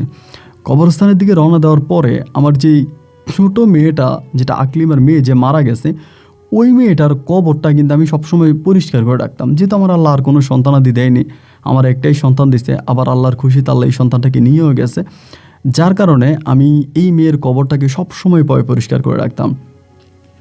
চারদিকে বাঁশ দিয়ে খুব সুন্দর করে বেড়া দিয়ে রাখি। এরপরে আমি যখন কবরস্থানের ওখানে গেলাম, মানে কবরস্থানের কোণার মধ্যে আম গাছটা, দেখতেছি যে আমার মেয়েটার কবরের পাশে কে জানি বসে আছে। তো বৃষ্টি এবং বিদ্যুৎ চমকাচ্ছে, যেহেতু বিদ্যুৎ চমকানোর আলোতে দেখা যাচ্ছে যে কেউ একজন কবরের পাশে বসে আছে। মানে কী চিন্তা করতেছিলাম যে কে বসে থাকতে পারে এত রাতের বেলায়, যেহেতু কবরস্থান, জিন ভূতেরও একটা ভয় থাকে। আবার চিন্তা করতেছি নাকি জিন ভূত হতে পারে, জিনভূতও তো হতে পারে, জিনও তো বসে থাকতে পারে রাতের বেলা কবরস্থানে। একবার ভাবতেছি আমার জন্য যাব, আবার ভাবতেছি যে না যাবই না, এখান থেকেই ফিরে যাবো, যেহেতু এরকম একটা দৃশ্য। তখন আবার মনে হলো যে না, ঘটনাটা কি হতে পারে, জিন পরি তো এরকমভাবে থাকার কথা না, বা জিন তো এইভাবে এখানে থাকার কথা না। আমি তখন আস্তে আস্তে করে কৌতূহল বশত একটু একটু করে সামনের দিকে যেতে শুরু করলাম। আস্তে আস্তে করে সামনের দিকে কাছাকাছি পৌঁছাইলাম। কাছাকাছি পৌঁছানোর পরে আমি যখন কবরস্থানে মোটামুটি একটুখানি গেলাম, তখন দেখলাম যে না, এটা কোনো জিনও না, ভূতও না, এটা কেউ একজন বসে আছে। আমি আস্তে আস্তে করে যখন তার সামনে গিয়ে জিজ্ঞেস করলাম কে এটা, তখন আমি দেখলাম যে এটা আমার বউ আকলিমা। চেহারাটা 17 বছর আগে দেখেছি, তো মুখটা অনেক শুকিয়ে গেছে, কিন্তু দাঁড়ায় আছে। আমার ভিতর মানে তখনকার অনুভূতিটা আপনাকে বুঝাতে পারবো না। ছাতাটা আমার হাতে ছিল, মানে বৃষ্টি এবং বাতাসের স্রোতে, বাতাসের সঙ্গে সঙ্গে আমার হাত থেকে ছাতাটা ছুটে চলে গেছে। প্রচুর বিদ্যুৎ চমকাইতে আছে। আমি দেখলাম কি ও দাঁড়ায় আছে, ওর শরীরটা পুরো ভিজা, একটা বোরকা পরা অবস্থায়, বিদ্যুৎ চমকাচ্ছে যে আলোতে আমি ওর চেহারা স্পষ্ট দেখতে পাচ্ছি, ও আর আমি একদম সামনাসামনি। আমারে দেখার পরে ও তখন চলে যাচ্ছে পরে আমি হাতটা ধরে বলতেছি কই যাও। আমার বলে আমার হাত ছাড়েন। আমি বললাম, তোমার হাত তো আমি ছাড়বো না, তোমাকে আমি জেলে দিব, তোমাকে আমি জেলে দিব, তুমি আমার মেয়েটারে মাইরে ফেলছো, আর মেয়েটারে তুমি মেরে ফেলছো কেন, আমার মেয়েটারে তুমি মারছো, তুমি এই কথা বলো, এই কথার জবাব তুমি দিয়েছো, আমার মেয়েটাকে তুমি কেন মারছো? ও তখন বলে, আমি জানি না আমি কেন মারছি। আমি বললাম, মানি? তুমি জানো না মানি? তুমি কেন মারছো আমার মেয়েটারে, তুমি সেটা বলো। বলে, আমি আপনার মেয়েরে মারি নাই। তাই বলে, আমার মেয়েটারে কে মারছে? বলে, আপনার মেয়েটাকে জিনেরা মারছে। আমি বললাম, জিনেরা মারছে? বলে, হ্যাঁ, আপনার মেয়েটারে জিনেরা মারছে, আমি আপনার মেয়েরে মারি নাই। আমি বললাম, জিনেরা যদি আমার মেয়েরে মারবে, তাহলে যে রাতে আমার মেয়েটা মারা গেল সে রাতে তুমি পালিয়ে গেলা কেন? বলে, আমিও পালিয়ে যাই নাই, আমাকেও পালিয়ে যেতে ওরা বাধ্য করছে, আমার নিয়ে গেছে। কে নিয়ে গেছে? জিনে নিয়ে গেছে। আমি বললাম, শোনো, উল্টাপাল্টা কথা বললো না, উল্টাপাল্টা কথা আমারে বললো না, তুমি এদিকে আসো, তুমি এটা কেন করছো? ও তখন আমারে বলে যে মূলত আপনার দুই মা মিলে আমাকে কালো জাদু করছে। প্রথমত তারা আমার কাছ থেকে, আপনি যে বিদেশ থেকে টাকা পাঠাইতেন, ওই টাকাগুলো চাইতো, আমি টাকা দিতাম না। টাকা না দেওয়াতে তারা বলতেছে আপনার সঙ্গে আমাকে ছাড়াছাড়ি করাই ফেলবে। আমি এত কোনো কিছু বলি নাই। এক না পর্যায়ে তারা আমার জন্য কালো জাদু শুরু করে। আমি যদিও বুঝতে পারছি প্রথম দিকে, আমি দুই একটা কাটানোর চেষ্টা করছি, কিন্তু এরপরেরগুলা আমি আর কাটতে পারি নাই। একটা সময় আমার কালো জাদুতে আমি কঠিনভাবে আক্রান্ত হয়ে পড়ি, এবং এই আক্রান্ত হয়ে পরে আস্তে আস্তে করে আমার ব্রেন কাজ করা বন্ধ করে দেয়। এবং আমি শুধু এটুকুই মনে আছে, আমি শুয়েছিলাম, মনে হয় যেন কেউ একজন আমার হাতগুলো ধরে আমার মেয়ের গলার মধ্যে দিয়ে দিছে। আমি জানি না আমার মেয়েটার আমি কীভাবে মেরে ফেলছি। মেয়েটারে মারার পর আমি ঘর থেকে বেরিয়ে গেছি। আমি বহু বৎসর, প্রায় 8 থেকে 10 বৎসরের মতো শুধু রাস্তায় ঘুরছি। রাস্তায় ঘুরে আমি সেই বরিশাল থেকে চট্টগ্রামে চলে গেছি। আমি যখন মোটামুটি সুস্থ হই, তখন আমি দেখি আমি চট্টগ্রামের একটা মাজার, জানা হচ্ছে বাইজিদ বোস্তামি, আমি ওই বাইজিদ বোস্তামি মাজারে আছি। আমি যখন ভালো হই, আমি তখন সেই মাজারে, এবং মাজারেরই একজন হুজুর আমাকে ভালো করে। আমি সেই জায়গা থেকে ভালো হওয়ার পরে সেই হুজুরই আমাকে বলে, তুই তো তোর মেয়েরে মারছিস, এবং মারার পরে তুই তোর মেয়েটারও তুই মারলি, তারপরে তুই কিন্তু পালায়ে চলে আসছিস তোর শ্বশুরবাড়ি থেকে। সেই প্রায় 10 বছর পর আমি গ্রামে আসার চেষ্টা করি। আসার পরেই জানতে পারি যে আপনি বিয়ে করে ফেলছেন, আপনার ঘরে বউ আছে। এটা জানি না আমি আর আপনার কাছে আসি নাই। পরে আমি বরিশাল শহরের দিকে একটা চাকরির ব্যবস্থা করি। মাঝে মাঝে রাতের বেলায় আমার মেয়েটার কবর দেখার জন্য আমি আসি। আমি বললাম, আকলিমা, তুমি আমার সঙ্গে চলো, যা হবার যেটা হয়েছে তুমি চলো। আমারে বলে যে না, আমি যাব না, আপনি যান, আমি আপনার সংসার ভাঙতে চাই না। আমি বললাম, আকলিমা, তুমি যদি সত্যি তো আমার মেয়েকে মেরে না থাকো, আমি তোমার বিয়ে করবো, আমি তোমার সঙ্গেও থাকবো, আমি আমার এই বউর সঙ্গেও থাকবো। ও বলে, না, এখন পাগলামি করবেন না, এখন আপনি চলে যান। আমি যখন জোরাজোরি করতেছিলাম, ও তখন বলে, আপনি কি সত্যি আমাকে চান? আমি বললাম, হ্যাঁ, আমি তোমাকে চাই। ও বলে, আপনি কি আমার সঙ্গে সংসার করতে চান? আমি বললাম, হ্যাঁ, আমি তোমার সঙ্গে সংসার করতে চাই। ও বলে, তাহলে আপনি এখন যান, এই রাতের বেলায় ভিজা শরীরে আমাকে নিয়েন না, আমি এখন গিয়ে অমুকের বাড়িতে, মানে ফারবিনের মা বলে একটা মহিলা আছে, ওই বলে আমি ফারবিনের মায়ের বাড়িতে থাকবো, থাইকে আমি সকালবেলা আপনি আইসেন ওই বাড়িতে, আইসে আমাকে নিয়ে যান। আমি বললাম, তুমি এখানে থাকবা তো? বলে, হ্যাঁ, আমি থাকবো, আপনি আমার সাথে আইসেন না, আপনি বাড়ি যান। আমি আমের ব্যাগ ট্যাগ ফালাই দিয়া দৌড়ে বাড়িতে আসছি। বাড়িতে এসে রাতে আর ঘুমাইলাম না। সকালবেলা কাউরে না জানায় আমি ভোরে ভোরে গেলাম ওই ফারবিনের মায়ের ঘরে। ফারবিনের মায়ের ঘরে গিয়া ফারবিনের মায়ের বলতেছি যে আমার বউ আকলিমা কই। ফারবিনের মা তখন আমার মুখের দিকে তাকিয়ে বলতেছে, কি বলেন? আকলিমারে পাইলেন কই? আমি বললাম, আরে আকলিমা তো কালকে রাত্রে এইভাবে আমার সঙ্গে দেখা হয়েছে। পরে বলে, ধুরো, আকলিমা তো আমার ঘরে আসে নাই। আমি বললাম, আকলিমা বলছে আপনার ঘরে আসছে। বলে, না, আকলিমা তো আমার ঘরে আসে নাই। তাহলে কেউ মিথ্যা বলে গেল। এবার আমি আকলিমাকে খুঁজতে শুরু করলাম বরিশাল শহরে। বরিশালের এমন কোনো জায়গা নেই যেখানে আমি আকলিমাকে খুঁজে নাই। আজও পাগলের মতো আমার বউ আকলিমাকে আমি খুঁজে বেড়াচ্ছি। আমরা কেউ বলে আকলিমা নাকি মারা গেছে, তার আত্মা নাকি তার মেয়ের কবরের কাছে আসছে। আবার কেউ বলে যে না, আকলিমা ইচ্ছে করে আমার কাছ থেকে সরে গেছে। আমি কারো কথাই বিশ্বাস করি না। আমি জানি, বিশ্বাস করি এটাই যে আমার আকলিমা এখনও বেঁচে আছে। তাই তো আপনার দ্বারস্থ হয়েছি অনেকের কাছে। আমি আপনার নাম্বার খুঁজেছি, আপনার সঙ্গে যোগাযোগ করার চেষ্টা করেছি, এবং একটা ছেলের সঙ্গে কথাবার্তাও বলেছিলাম। সে আপনাদের এখানে নাকি কাজ করে। ওই ছেলেকে 30,000 টাকা পর্যন্ত দিয়েছিলাম। সে বলেছে আমার গল্প নেবে, কিন্তু এরপরে আর আমার গল্প নেয়নি, আমাকে ব্লক করে দিয়েছে ভাই। তারপরে আমি আপনাকে শেষ পর্যন্ত এভাবে পাইলাম। আপনি আমার গল্পটা রেকর্ড করবেন, আপনার কাছে আমার অনুরোধ রইল। এবং আমার বউ আকলিমাকে অবশ্যই বলবেন সে যেন আমার জীবনে ফিরে আসে। কারণ আমি যে খাদিজাকে বিয়ে করেছি, খাদিজার ঘরে এখনও কোনো সন্তান হয়নি। আমার বউ আকলিমা এখনও যে বাবুর জন্য কান্না করে গভীর রাতে এসে আমি আকলিমার পেট থেকে আবারও আমার একটা নতুন কন্যা সন্তান আনতে চাই। তাই আপনি আকলিমাকে বলবেন যেন আমার জীবনে ফিরে আসে। আর যদি না আসে, আকলিমা যেরকম 10-12 বছর পাগল হয়ে রাস্তায় ঘুরছে, আকলিমাকে খুঁজতে খুঁজতে আমিও হয়তো রাস্তায় পাগলের মতো ঘুরবো। আর আকলিমা যদি বলে আমি আমার বউ খাদিজাকে প্রয়োজনে ছেড়ে দিব, তারপরও আকলিমা যেন আমার জীবনে ফিরে আসে। ভাই, আমার গল্পটা রেকর্ড করবেন। আসসালামু আলাইকুম। প্রিয় বন্ধুরা, সবাইকে অনেক বেশি ধন্যবাদ এই পর্যন্ত আমার সঙ্গে থেকে বরিশালের ভাই আব্দুল আজিজের জীবনের এই হৃদয় বিদারক করুণ বাস্তব গল্পটা শোনার জন্য। গল্পের প্রসঙ্গে একটু পরে যাই, আগে আমার অভিযোগটা আমি ক্লিয়ার করি। আব্দুল আজিজ ভাই উনি হচ্ছে ইমুতে একটা লোকের সঙ্গে যোগাযোগ করে, যেই লোকের নাম হচ্ছে আসাদ, মোহাম্মদ আসাদ। ওই অ্যাকাউন্টের নাম ছিল, ইমো অ্যাকাউন্টের নাম ছিল মোহাম্মদ আসাদ। এবং ওই মোহাম্মদ আসাদের সঙ্গে আব্দুল আজিজ ভাই কীভাবে জানি ইমুতে কন্ট্রাক্ট করে, এবং কন্ট্রাক্ট করার পরে সে আসাদ সাহেব নাকি বলে যে সে আমার টিমে কাজ করে, এবং তার সঙ্গে আমার ছবি দেখায়। ছবি দেখানোর পরে আব্দুল আজিজ ভাই বিশ্বাস করে যে আমি ওর সঙ্গে কাজ করি। তারপরে তার সঙ্গে তার 30,000 টাকার কন্ট্রাক্ট, এই বিকাশের মাধ্যমে 30,000 টাকাও দেয়, এবং দেওয়ার পরেই দেন হচ্ছে এই লোকটা তার সঙ্গে যোগাযোগ বন্ধ করে দেয়। এখন প্রথমত আব্দুল আজিজ ভাই যে ছবিগুলো আমাকে পাঠিয়েছে, যেগুলো সে ওই প্রতারকের সাথে উঠিয়েছে, এই ছবিগুলো সম্পূর্ণ এআই দিয়ে বানানো। ধরেন আমার একটা ছবি আপনি যদি এখন স্ক্রিনশট নিয়ে যান, নিয়ে গিয়ে যদি এআই দিয়ে আপনি আমার সঙ্গে ছবি অ্যাড করতে পারবেন, এটা কোনো বিষয় না। তো এগুলো বলে তার কাছ থেকে 30,000 টাকা নিয়ে গেছে। আমি বারবার একটা কথা বলি, আমি কখনোই কোনো গল্প রেকর্ড করার জন্য কারো কাছ থেকে 1 টাকাও নেই না, কখনোই নেই না। এবং এই গল্প রেকর্ড করে কখনো কাউকে এটাও বলি না যে আপনারা আমার টাকা দেন, বা আপনারা অমুককে টাকা দেন, তমুককে টাকা দেন। আমি আমার ইউটিউবের এই প্ল্যাটফর্মে কখনো টাকা পয়সা লেনদেন করি না, কারো কাছে টাকা চাইও না, আর কাউকে টাকা দিব এই কথা আমি আশ্বস্ত করি না, খুব কম, খুব রেয়ার।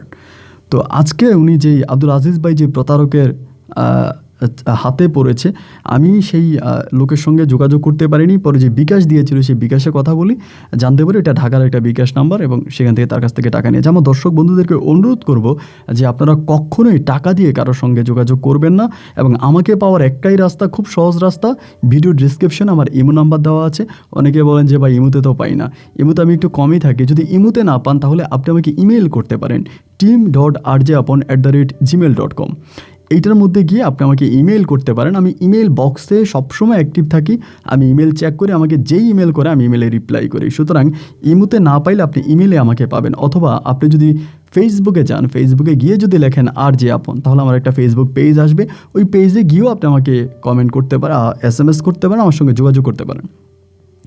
তো এই জন্য আমি বলে রাখবো, হ্যাঁ, আমার ফেসবুক পেজের মেবি 6.5 লাখ ফলোয়ার্স আছে। সুতরাং অন্য কোনো পেজে গেলে কিন্তু আবার হবে না। আর অবশ্যই কথা বলার সময় ভিডিও কল দিবেন, আমাকে দেখবেন যে আমি সেই ব্যক্তি কিনা। যদি ভিডিও কলে কথাবার্তা বলে সব কিছু আপনার কাছে বিশ্বাস হয়, তবেই আমার সঙ্গে যোগাযোগ করবেন। তবে হ্যাঁ, আমি কখনোই 1 পয়সা বা টাকা নিয়ে কারোর সঙ্গে কোনো ডিল করি না। সুতরাং যে বলবে ভাই টাকা দেন, গল্প রেকর্ড করবো, বুঝবেন এটা ভুয়া, এটা আমার টিমের কেউ নয়। যাই হোক, এবার আজকের গল্পে বলি। আব্দুল আজিজ ভাই খুব হৃদয়বান একটা মানুষ ছিলেন। তার স্ত্রীর শেষ পরিণতিটা খুব ভয়ানক ছিল। বাট আমি একটা বিষয় খুব অবাক হয়ে গেলাম এই গল্পে। আব্দুল আজিজ